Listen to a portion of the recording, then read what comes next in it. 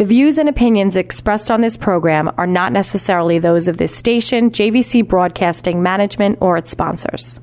With so many people living longer, the fear of outliving your money becomes a reality for many of us. Will I be a financial burden? Will I outlive my money? How will I be remembered? My name is Neil Himmelstein, president of Main Street Planning Group. Please contact me by visiting mainstreetplanninggroup.com. That's mainstreetplanninggroup.com, or call 631-647-4694. I will introduce you to strategies that will guarantee you will not outlive your money, that can guarantee you will not be a burden on your loved ones. Through a collaborative approach, we will uncover solutions that offer tax-efficient strategies, lifetime income, and legacy planning, choice, organization, direction, and education. That is the code we stand behind. Contact mainstreetplanninggroup.com, that's mainstreetplanninggroup.com, or call 631-647-4694. And listen to me every Friday at 3 p.m. as I host the Main Street Code for Financial Success, right here on 103.9 LI News Radio.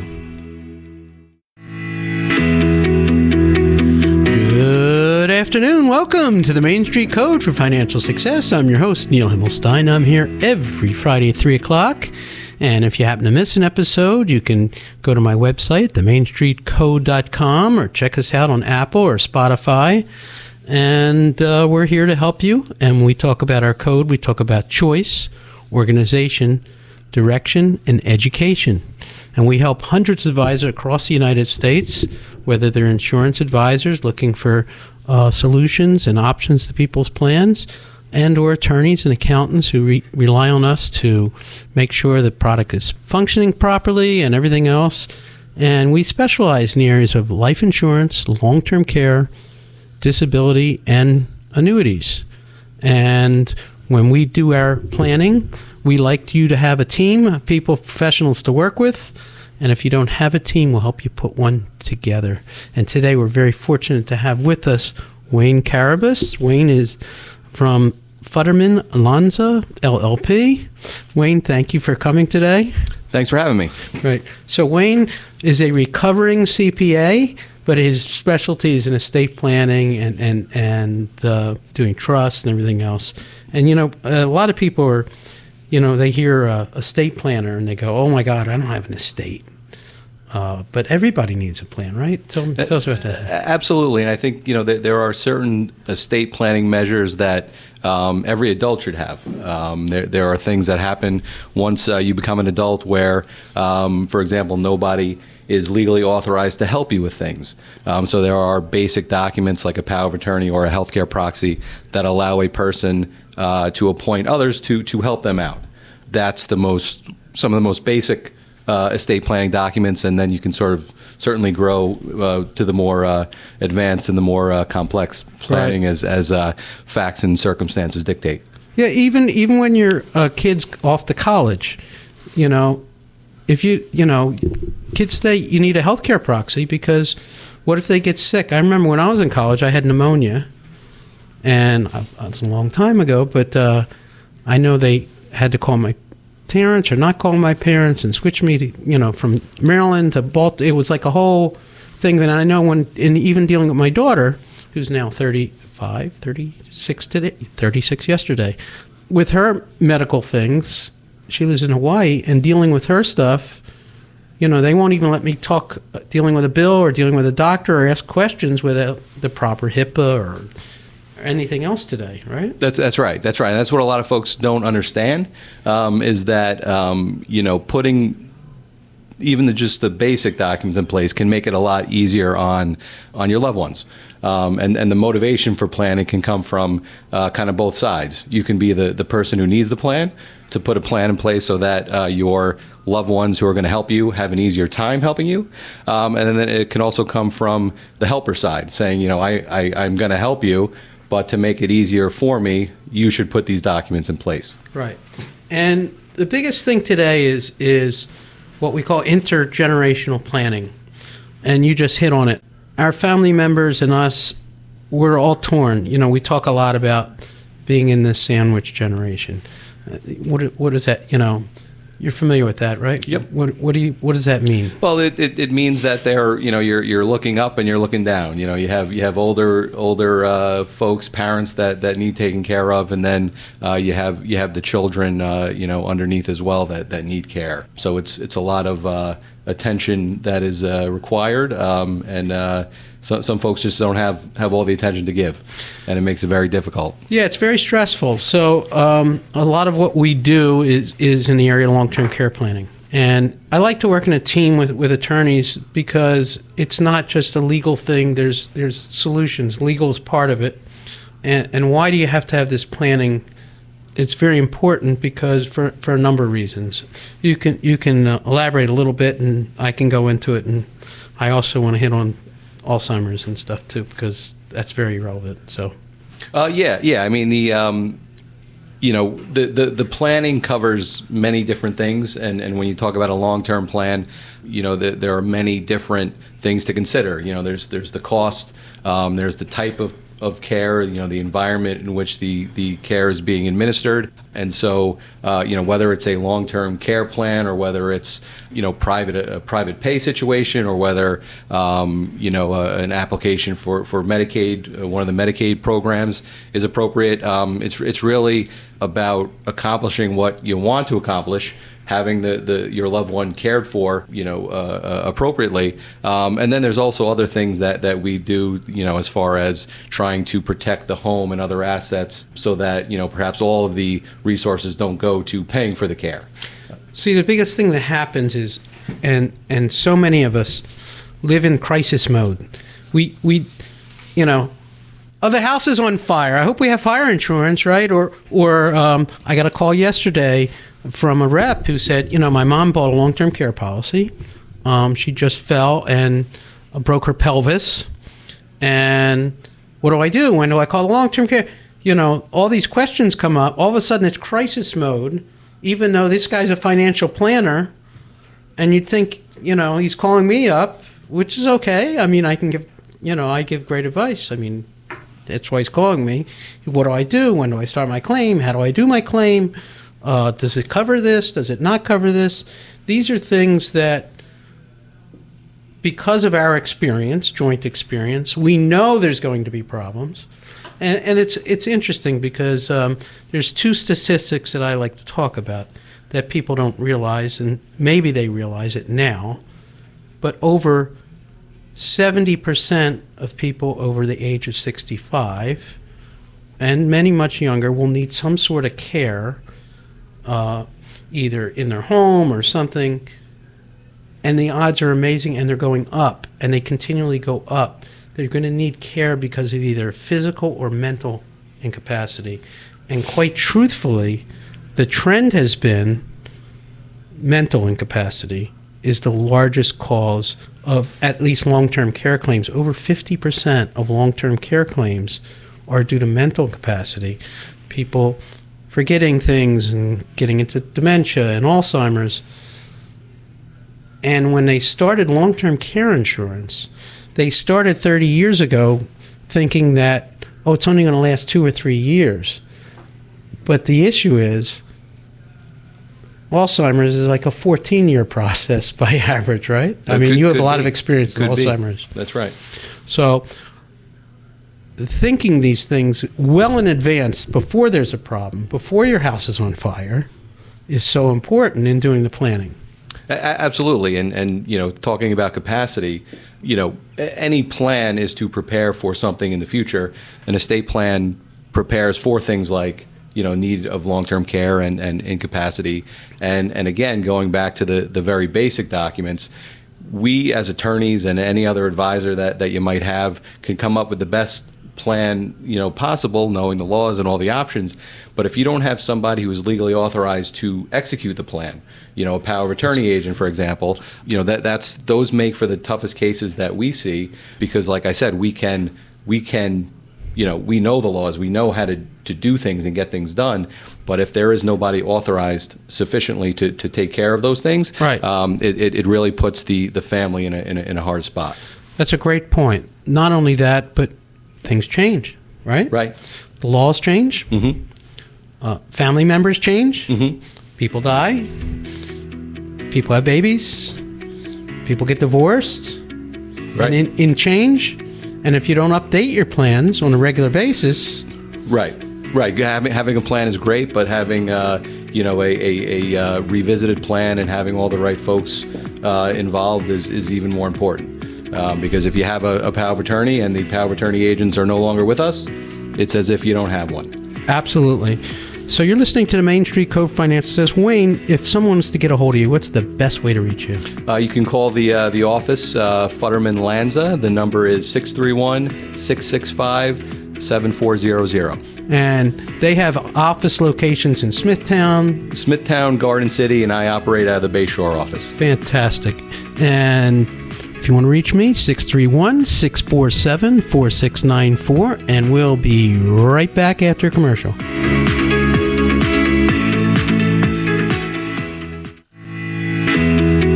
Welcome back to the Main Street Code for Financial Success. I'm your host, Neil Himmelstein. We're here today with Wayne Carrabus. Wayne is works with Futterman Lanza. He's an associate with Futterman Lanza, LLP. They have offices in Garden City, Bayshore, and Smithtown. And I know Wayne works out of the Bayshore office, but, he'll take all your calls, and if we need to meet you elsewhere and in one of their other offices, they're happy to do that and be there as assistance to you. Wayne is a recovering CPA and That's right. And an estate planning attorney.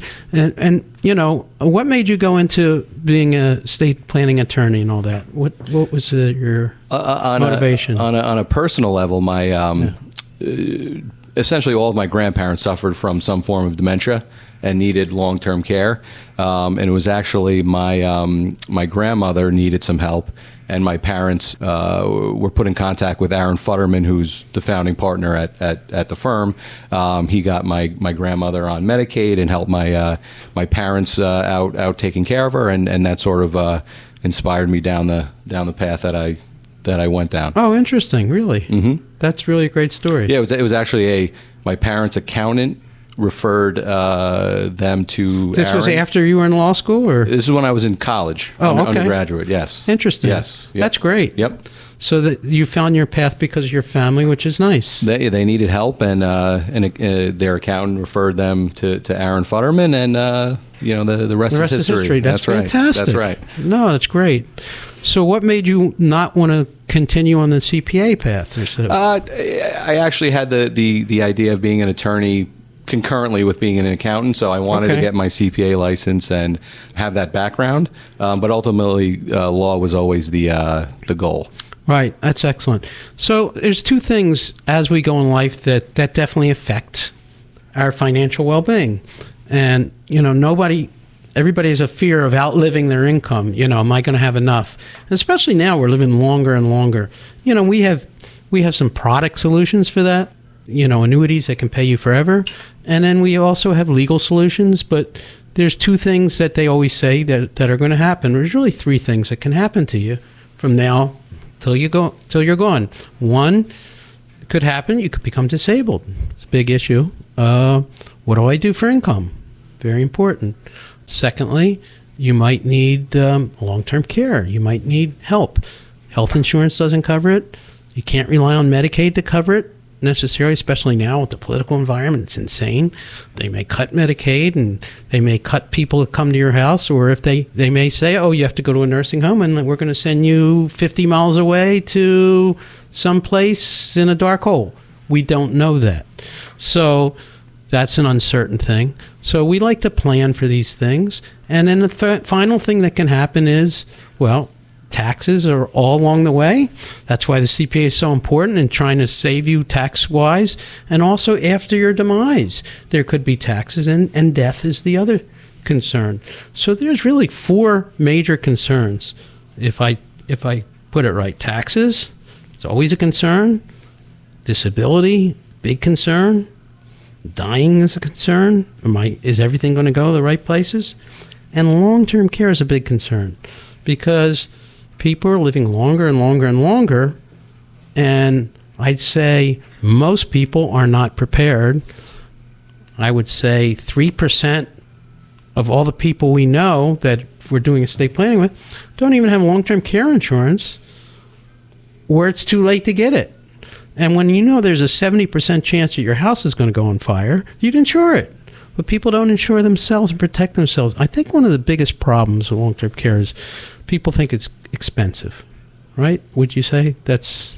Yeah, I think there's an expense, and then there's also, being concerned as to whether the benefit will cover the cost of the care, because it's very, very expensive.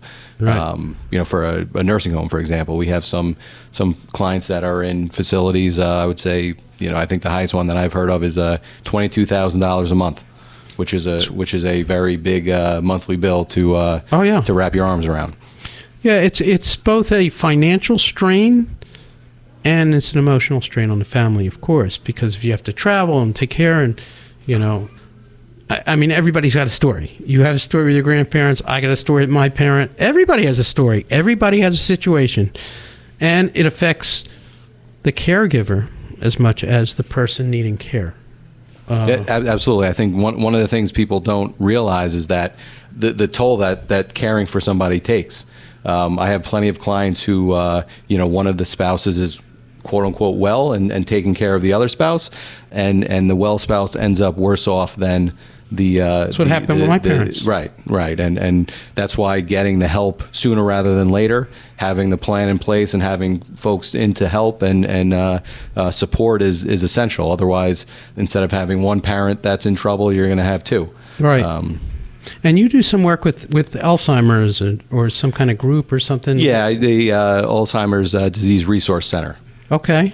Tell me a little bit about that. It's a great resource for anybody who's dealing. It's really a support group. It's where a lot of folks go who are either have been dealing with it for a long time or are just starting to kind of jump into the fray. It's a great resource with a lot of good folks that are there to help and give some guidance. And every now and again I'll go and we have a little a lunch and learn or a presentation to talk about some of the things that are necessary steps to take when you're caring for somebody who has dementia, and some of the other things that they might want to consider. So it's not just for the patient; it's for the caregiver. In most cases, the patient or the client is unable to participate, and it's aimed at supporting the caregiver and having the resources for them. Well, that's nice to know. I mean, it's nice to know there's help, because the biggest problem is that people are afraid to ask for help, or they need to know that these resources are available. A lot of folks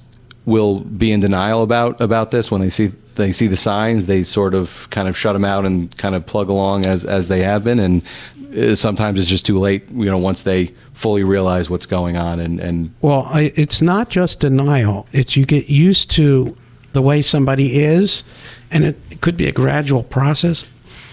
And the things that other outsiders see, you don't see. You're blind to it. That's true, and that's why coming to a consultation with me, for example, or going to some sort of event for Alzheimer's or whatever the disease is, an independent third party can say, well, this person is far worse than I think you think they are. Right. And sometimes it goes the other way. Families come in and say, oh, mom is really, really bad, but from my perspective, she's not, as bad as they think.